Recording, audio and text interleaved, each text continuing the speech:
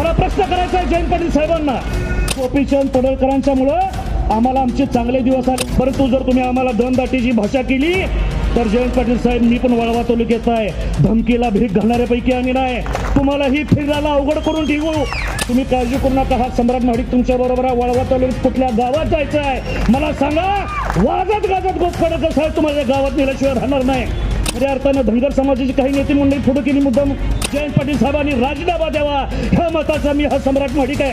त्यातून 8 वेळा फोन करून स्क्रिप्ट पाठवा लागले की इस्लामपुरात हे बोला, सांगलीमध्ये ते बोला, की गोपीचंद पडळकरांच्या मुळे आम्हाला आमचे चांगले दिवस आले. जे आमचा नेता 10-12 हजारात निवडून आल्यानंतर आम्हाला विचारत नव्हते, आमचे फोन उचलत नव्हते, परंतु गोपीचंद पडळकर साहेबावर बोलायचं म्हणल्यावर दिवसातून 8 वेळा फोन करून स्क्रिप्ट पाठवा लागलेत की इस्लामपुरात हे बोला, सांगलीमध्ये ते बोला.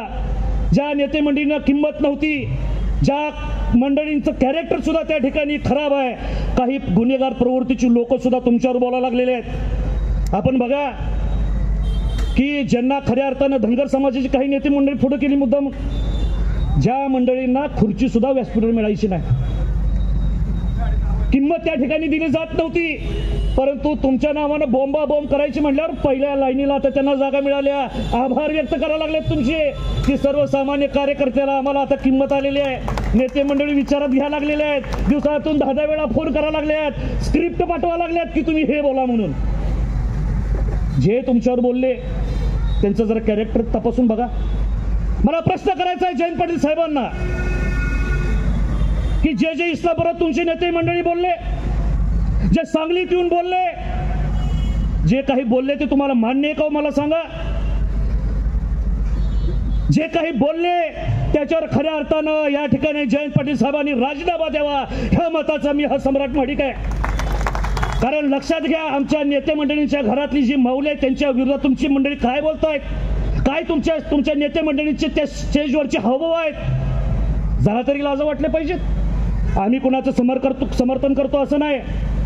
या ठिकाणी लक्षात घ्या, आम्ही सुद्धा तळागाळातून काम करून वर आलेलो आहे, आम्हाला सुद्धा लोकांच्या भावना कळतात. लक्षात घ्या, एखादा मंडळी आमच्या नेते मंडळींपैकी जर कोण बोलला असेल चुकीचं तर लक्षात घ्या, ठीक आहे, तुम्ही निषेध व्यक्त केला, मान्य आम्हाला. पातळी ठेवून जर कोणी टीका केली तीही मान्य आम्हाला. परंतु जर तुम्ही आमच्या नेते मंडळींना चुकीच्या पद्धतीने बोलत असाल तर ते आम्ही खपवून घेणार नाही. काय तुमची भाषा, रस्ते फिरू देणार नाही. मोगली आहे का मला सांगा. आम्ही चुकीच्या कुठल्याही गोष्टीला त्या ठिकाणी थारा देणार नाही. परंतु जर तुम्ही आम्हाला दमदाटीची भाषा केली तर जयंत पाटील साहेब, मी पण वाळवा तालुक्यात आहे, धमकीला भीक घालणाऱ्यापैकी आम्ही नाही, तुम्हालाही फिरायला अवघड करून ठेवू. लक्षात घ्या, हे जे काही चाललेलं ते जाणून बुजून चाललेलं आहे. पडळकर साहेब तुम्हाला फिरून न देण्याची धमकी देत आहेत. तुम्ही काळजी करू नका. हा सम्राट महाडिक तुमच्या बरोबर आहे. वाळवा तालुक्यात कुठल्या गावात जायचं आहे मला सांगा. वाजत गाजत पडळकर साहेब तुम्हाला गावात नेल्याशिवाय राहणार नाही. परंतु मुद्दाम काहीतरी समाजात तेढ निर्माण करण्याचा प्रयत्न करायचा, वातावरण गढूळ करण्याचा प्रयत्न करायचा. अहो, तुमची नीतिमत्ता काय सांगा. आज या ठिकाणी सांगायची गरज नाही. मिरजची दंगल कुणामुळे घडली हो? जावा त्या खोलामध्ये, कुणाचे कार्यकर्ते समोर होते, कुणाचे फोन रात्रीचे त्या ठिकाणी गेले होते, कुणी दंगल करायला लावली होती.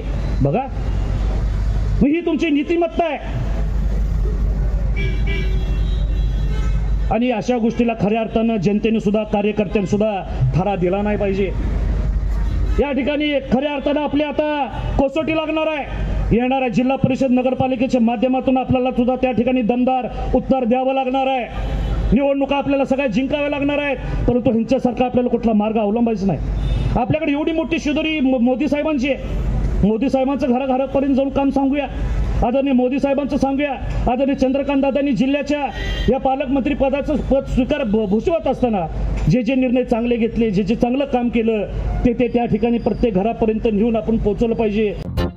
अत्याधुनिक आणि सर्व सोयी सुविधांयुक्त रुग्णांच्या आरोग्याची काळजी घेणारं आपलं हॉस्पिटल लक्ष्मी नारायण हॉस्पिटल.